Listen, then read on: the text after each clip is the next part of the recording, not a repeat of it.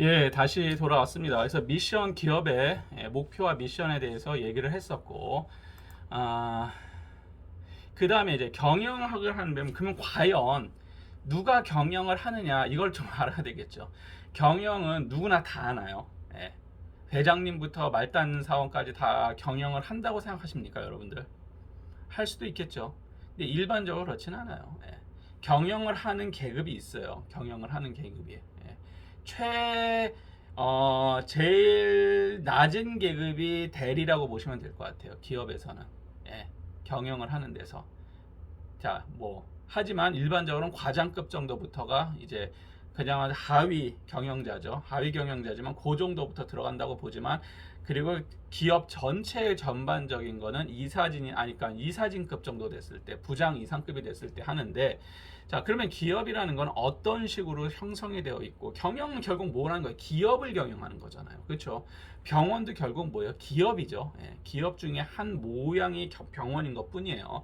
자, 그러면 기업이라는 건 어떤 식으로 구조가 생성되어 있느냐? 여러분들이 그걸 좀 아실 필요가 있습니다. 기업이라는 거는 지배 구조가 있어요. 예. 그러니까 평등한 사회가 아니에요. 기업은 무엇이 기업에서 가장 강력한 힘이죠? 돈입니다, 돈. 예. 그 돈이라는 것은 결국 뭐예요? 누가 월급을 많이 받냐? 아니요. 그 기업에 무엇인가에 예를 들자면은 주식이 있다고 쳐봐요. 그러면 그걸 몇 퍼센트 갖고 있냐는 거예요.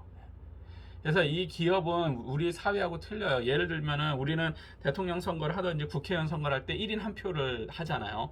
그런데 기업은 그렇지가 않아요. 무엇인가 중요한 얘기를 할 때는 어떻게 돼요? 내가 갖고 있는 그 주식의 양에 따라서 표가 달라져요. 내가 만약에 주식의 100개 중에서 내가 50%를 지니고 있다. 그럼 나는 50표를 갖고 있는 거야. 나 혼자가.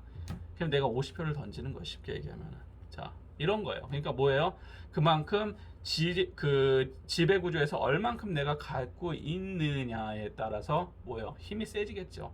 예. 자, 그러면은 기업의 지배 구조는 어떻게 되어 있느냐? 뭐 실패 요인을 떠나갖고 에, 음, 지배구조 내가 잘 안 써놨구나. 자, 기업의 지배구조는 그냥 말로 설명을 할게요. 아까 얘기했었던 것처럼 그 기업을 가장 중요한 거는 그 기업이 발행한 주식이에요. 그럼 주식회사가 아닌 경우에는 어떡합니까? 주식회사가 아니고 내가 그냥 하는 개인 사업자 같은 경우는 개인 사업자 명의로 되면 내가 주인이에요. 대신 책임도 누가 져야 돼? 내가 다 져야 돼요. 지금 말하고 있는 기업이라는 것은 주식회사. 쉽게 해갖고 저기 법인이죠. 법인체. 법인체라고 다 주식회사는 아니에요. 하지만 법인을 얘기하는 거예요. 개인 회사가 아니라 개인 사업자가 아닌 법인체를 얘기를 하고 있는 겁니다. 자, 이 법인체를 얘기하고 있는데, 자, 여기서는 그 법인체는 뭐가 꼭 들어가냐면은 주식이라는 게 들어가 있어. 주주 명부가 있고 이렇게 있단 말이에요. 그 무슨 얘기냐? 이 기업을 설립하는데 예를 들어서 1,000만 원이 들어갔으면 얼만큼 내가 거기 지분을 갖고 있냐는 거야. 내가 1,000만 원 다 했으면 내한테 100%야. 내가 100만 원 지분은 난 10분의 1밖에 없는 거예요. 거기에 나의 지분 자체가.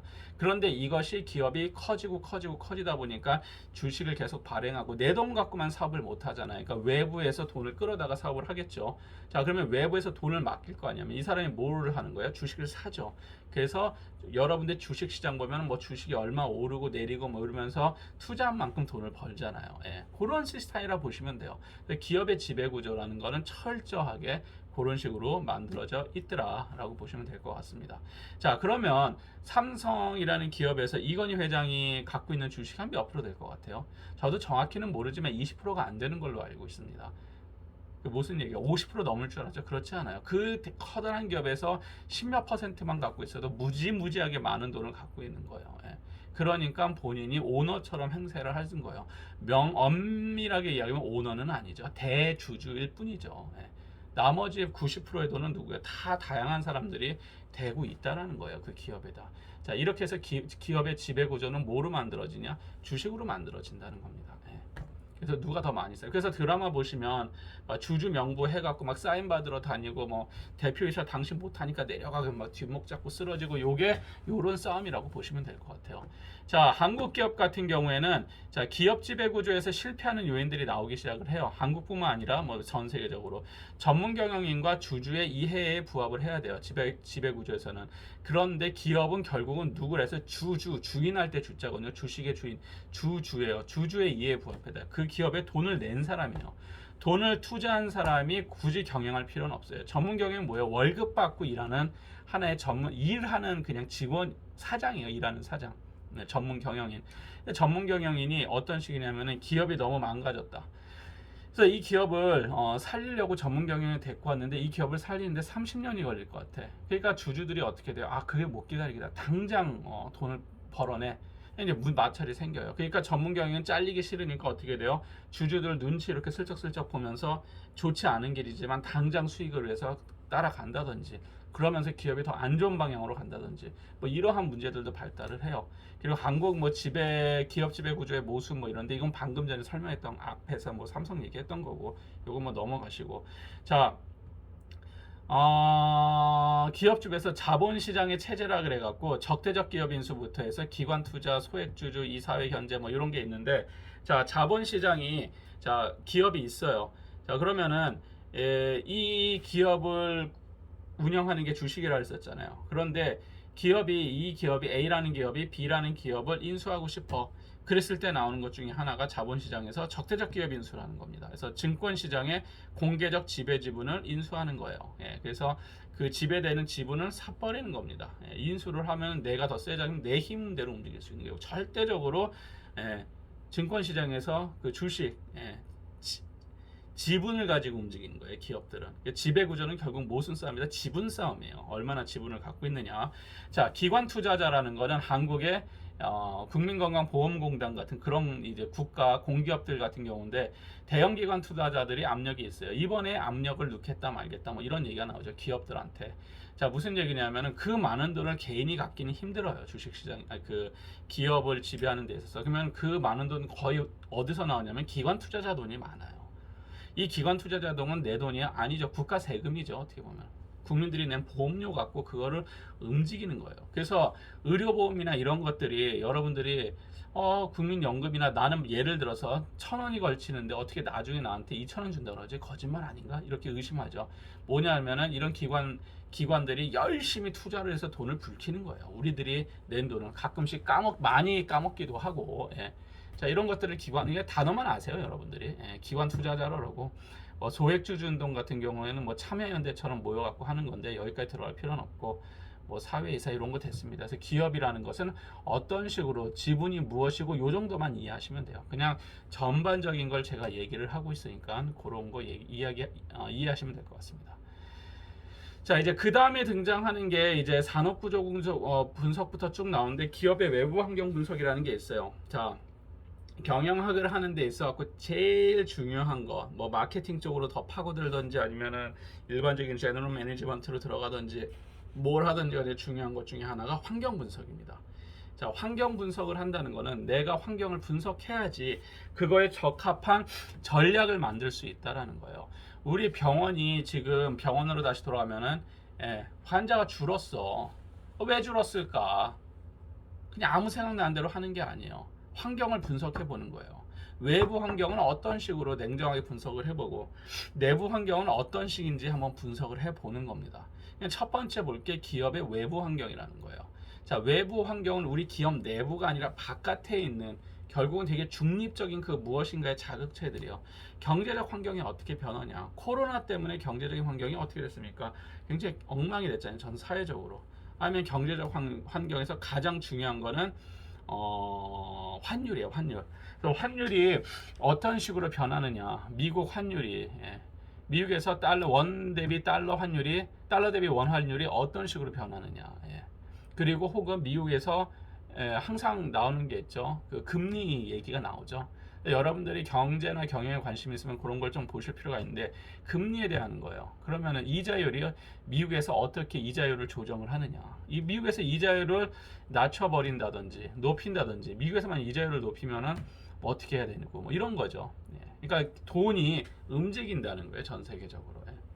그래서 이자율이 금리라 그러죠. 금리라든지 아니면 환율이라든지 제일 중요한 건 원래는 환율이에요. 환율이라든지 뭐 금 시세라든지 이런 경제적 환경에 따라서 기업의 외부 환경이 달라질 수 있다는 거죠. 기술적 환경은 무엇입니까? 과거에는 오프라인으로 다 하던 것이 IT 기술이 발달하면서 굳이 오프라인을 할 필요가 없어. 온라인으로 하게 돼 있어서 모든 게 어플리케이션화되고 아주 빠른 속도로 스마트폰이 보급이 됐습니다. 기술적으로. 자, 이런 식으로 보급이 되다 보니까 무엇인가의 일이라는 게 과거에 하던 방식하고는 좀 다른 방식으로 진행이 된다라고 합시다. 자, 그런 것을 기술적 환경의 변화라고 얘기를 하겠죠. 자, 그리고 사회적 환경이라는 것 자체도 사회적으로도 뭐 욜로가 유행을 한다든지, 욜로가 유행을 뭐 그거 있잖아요. 뭐 인생 뭐 있냐 한 번 살자 그러면서 씀씀이 뭐 막 쓰는 거, 아니면은 젊을 때 쓰자 뭐 나중을 어떻게 생각하냐 뭐 이런 식으로 한다든지, 혹은 사회적으로 대가족이 핵가족화가 변한다든지 결혼을 하지 않는다든지 이런 거 다 사회적 환경 변화예요. 종교가 약해진다든지 뭐 이러한 환경 변화를 통해 갖고 기업의 조건이 변할 수도 있다라는 겁니다. 자, 사회적으로 어떤 거예요? 만약에 독신이 많아지더라. 독신이 많아지니까 그러면 기업한테는 누가 유리할까요? 독신이 많아지는 사회다. 그러면 여러분들은 어떠한 사업이, 어떠한 산업이 활성화될 것 같아요? 혼자 산다. 그러니까 독신이 많아진다. 자, 독신이 많아지면 일반적으로 여가 쪽이 굉장히 호황을 누립니다. 그러니까 가족을 위해서 쓰는 돈보다는 나를 위해서 쓰는 돈이 많기 때문에 여행이라든지 여가 상품이라든지 이런 것들이 활성화될 확률이 높아요. 그리고 또 특히나 이 퍼니처 이런 가구 회사들 같은 경우는 자기가 직접 조립하는 가구라든지 뭐 이러한 쪽 산업들이 좋아질 확률이 높고, 그러니까 사회적 환경이 무엇하고도 연결이 되냐면은 결혼하는 결혼율이라든지 아니면은 출산율이나 이런 거하고도 굉장히 깊은 연관이 있어요. 만약에 출산을 하지 않아, 결혼 안 하니까 출산이 없겠죠. 자, 그러면 사회적으로 어떻겠습니까? 유아용품에 관련된 산업이 당연히 사이즈가 줄어들 수밖에 없겠죠. 그 국가에서는. 대신 줄어드는 그 유아용품에서도 초고가 시장, 그러니까 애 하나만 완전 왕자나 공주처럼 만든단 말이야. 그럼 그러한 고급 제품 시장은 또 커질 수가 있는 것이고, 자, 이런 식으로 외부 환경에 따라서 기업들의 모습이 변해 간다는 겁니다. 자, 네 번째는 정부와의 관계예요.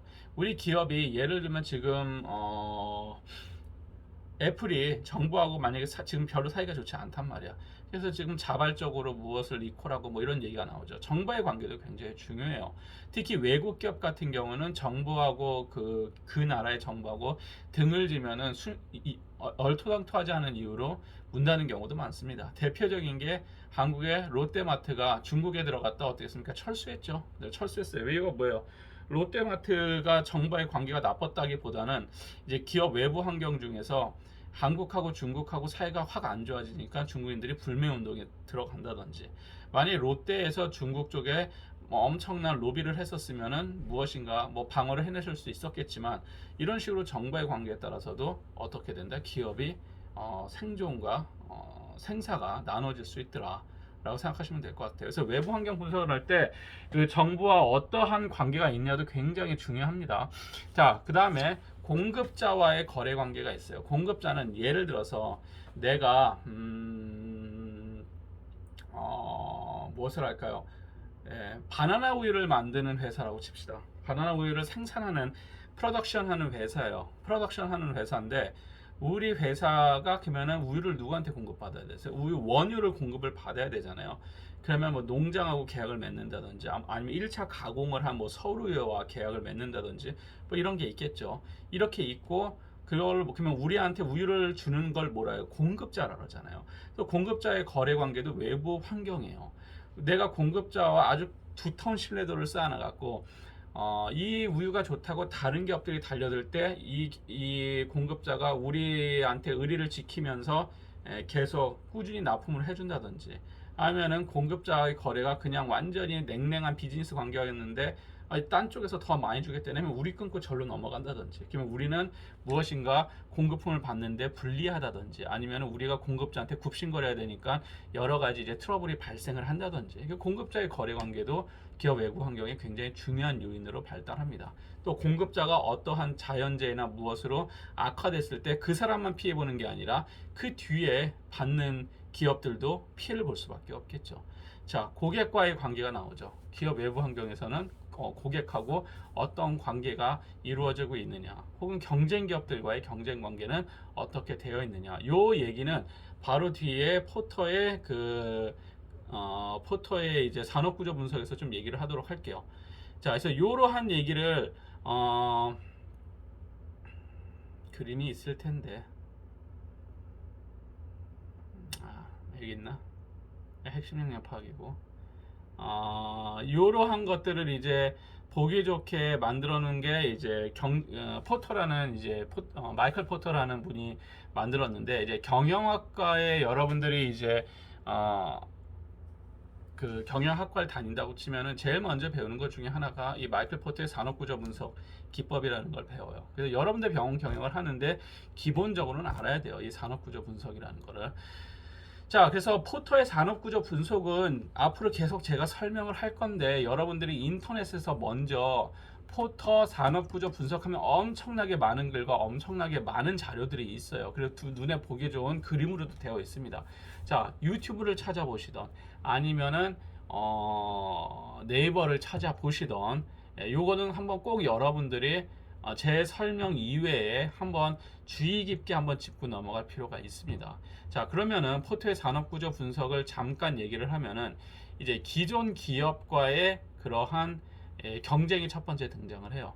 자, 우리가 산업구조를 무엇인가를 보는 데 있어 갖고는 우리가 기존 기업과의 경쟁이 기존 기업은 어떤 식으로 운영을 하고 있느냐, 이것을 보는 겁니다. 기존 기업은 어떤 식으로 경쟁을 할까? 그러니까 이게 무슨 얘기냐면은, 예를 들어서 라면 시장이라고 칩시다. 라면을 파는 시장은 어떤 식으로 기업들이, 기존의 라면 시장에서 라면을 팔던 기업은 어떤 식으로 경쟁을 하고 있었느냐를 보는 것이에요. 자, 근데 이 시장을 이렇게 들여다보니까 라면 시장은 가격 경쟁을 하는 시장일 수도 있고, 무슨 얘기냐면 기존 기업들이 어떠한 걸 주로 내세워서 싸우냐, 다 비슷비슷한데 가격 싸움을 하는 시장이 있더라. 가격 갖고 싸우는 시장이 있을 수도 있고, 두 번째 담합 시장이 있어요. 몇 개의 기업들에서 대충 가격을 맞춰 갖고 담합을 하는 거예요. 대표적인 게 한국 라면 시장이 이런 담합 시장으로 운영이 돼요. 자, 뭐예요? 새로운 누군가 들어가지 않으면 기존에 있었던 농심이라든지 기존에 있었던 삼양이라든지 뭐 이런 회사들이 어떻게 돼요? 담합을 하는 거예요. 근데 대놓고 담합하면 어떻게 됩니까? 걸리죠. 독점 그 방지법이나 이런 것 때문에 걸린단 말이에요. 그러다 보니까 어떻게 돼요? 은근슬쩍 담합을 하는 거예요. 그래서 이런 거 자료 하나도 안 남겨요. 뭐 식사하면서 회장들끼리 아니면은 뭐 사장들끼리 만나서, 아유 사장님 수고 많으신데 뭐 이렇게 3%만 올리자, 뭐 이런 식이에요. 그러면은, 그래도 요새 물가가 한 3% 올랐죠, 뭐 이런 식으로 해갖고 한 곳에서 3% 올리면 다른 곳에서 거의 비슷한 시기에 올려요. 3% 이렇게. 이런 식으로 비슷하게 가는 거예요. 왜 담합 시장을 만들어내느냐 그러면은, 기존의 시장, 기존 기업들이 경쟁을 하는데 뭐가 들어갑니까? 에너지도 많이 소비되고 돈도 많이 소비되죠. 그러니까 서로 이 몇 퍼센트 시장 갖고 싸우느라고 소비하는 것보다는 우리가 시장을 그냥 이렇게 쪼개갖고 꾸준히 끌고 가는 게 훨씬 더 이득이 난다라는 거예요. 그런 거를 이제 담합 시장이라고 얘기하는데, 실제로 이렇게 담합 시장은 굉장히 많습니다. 이 시장에서는. 자, 이런 걸 담합 시장이라고 해요. 치열하게 가격으로 싸우는 건 가격 시장. 그냥 광고는 뭐냐면은, 기존 기업들이 다른 건 다 비슷한데 무엇으로 승부가 나냐면은 광고로 싸우는 시장인 거예요. 대표적인 데가 어디입니까? 광고 시장이 가장 센 게 스포츠 브랜드예요. 유명 스포츠 브랜드들. 나이키, 아디다스 이런 데 있죠. 그 광고 싸움이 가장 치열해요. 그런데 아니면은 그 패션 브랜드들 같은 경우에 광고 싸움들이 굉장히 강하단 말이야. 기존 기업 간의 경쟁이 뭔가 봤는데 광고 싸움으로 이루어지는 곳이 있어요. 자, 신제품 개발을 하는 데가 있으니까 매번 새로운 게 나요. 핸드폰 시장이겠죠. 핸드폰 시장에서는 신제품이 나오면 그 경쟁 기업이 나오고 계속 이제 치열하게 한단 말이야. 애플이 나면 삼성이 나고, 누가 먼저 출시하냐 갖고 싸우고, LG가 벨린 내고. 자, 신제품 개발 시장이에요. 신제품 개발 시장에서 기존 기업들이 신제품 싸움을 하는 곳에서 우리는 그냥 광고로서 승부를 보겠다. 먹히나요? 안 먹히? 절대 안 먹혀요. 이런 시장에서는. 그러니까 기존 기업들이 경쟁을 하고 있는 시장, 경쟁하는 무엇인가가 있는 거는 그것이 그것을 가르고 나머지는 비슷하다라는 소리를 또 뜻합니다. 자, 그 다음에 뭐 기술 혁신 마찬가지고, 핸드폰 시장 같은 거, IT 시장. 그래서 기존 기업들 간의 경쟁을 보는 거예요. 기존 기업들은 어느 어떤 식으로 경쟁을 할 것이고, 자, 그러면 우리는 어떤 식으로 또 경쟁을 할 것이냐. 자, 가격 시장에 들어가서 가격으로 경쟁을 할 것이냐. 아니면은 가격으로 하면서 무엇인가 광고에 뭘 할 것인지, 아니면 기술 혁신을 이루어야 될 것이니, 뭐 이렇게 보는 거예요. 예. 자, 광고 시장에 가서 이거를 가격 시장으로 바꿔놔 버린다든지, 내한테 그런 힘이 있다면은 기존의 광고로서 진행되던 시장을 가격으로 확 바꿔 버린다든지, 뭐 어렵지만 뭐 이런 식의 기업이 있고, 자, 두 번째는 기존 기업 간의 경쟁 양상과 강도를 보는 거예요. 기존 기업들은 어떤 식으로 경쟁을 하고 강도는 얼마나 세느냐, 이거를 파악하는 거죠. 예. 자, 산업의 집중도를 처음 보는데 그 산업에 속한 기업 수를 따져요. 그 산업에 아주 많은 기업들이 들어가 있다. 그러면 이 시장은 경쟁이 심한 시장이에요, 경쟁이 적은 시장이에요? 경쟁이 심한 거죠. 기업이 많아지면 많아질수록 경쟁이 심한 거예요. 근데 반면에 산업에 속하는 기업 수가 굉장히 많다라는 건 이 시장에 뭐가 없다는 거예요. 절대 강자가 또 많이 없다라는 거예요. 그래서 무엇을 같이 보냐 해서 산업에 속하는 기업 수도 같이 보고, 두 번째는 상위 3사의 집중도를 보는 거예요. 세 개 큰 기업의 집중도를 파악을 합니다. 자, 그래서 산업에 속한 기업 수들도 많아. 근데 혹시 적을 수도 있어. 근데 3사 집중도가 대략 만약에 한 70%를 갖고 있더라, 혹은 80%를 유지하더라. 그러면 뭐예요? 이 시장은 이 세 개 회사에 의해서 돌아간다는 거죠. 자, 그러면 어때요? 경쟁 양상이 세 개 회사 중심으로 돌아가는데, 우리가 이 세 개 회사와 자본이나 뭐로 싸울 정도의 규모가 안 되면 이 시장에 들어갈 수 있어요, 없어요? 들어갈 수 없다라는 거예요. 들어가봤자 망하겠죠. 예. 자, 그래서 3사 집중도를 따집니다. 3사 집중도가 높을수록 이 시장은 다마파되어 있을 확률이 높아요. 예. 근데 3사 집중도가 한 10%도 안 돼. 그러면 다 고만고만한 애들끼리 싸운단 말이야. 그러면 이 시장은 완전히 되게 치열한 경쟁 시장이지만 내가 그래도 어떤 식으로 해서 우위에 쓸 수 있는 가능성은 있다라는 겁니다. 자, 이런 것을 산업의 집중도라고 얘기해요. 그래서 3사 집중도가 굉장히 높은 산업이 있죠. 어디예요? 3사 집중도 높은 데가 대표적으로 핸드폰 시장이죠. 예.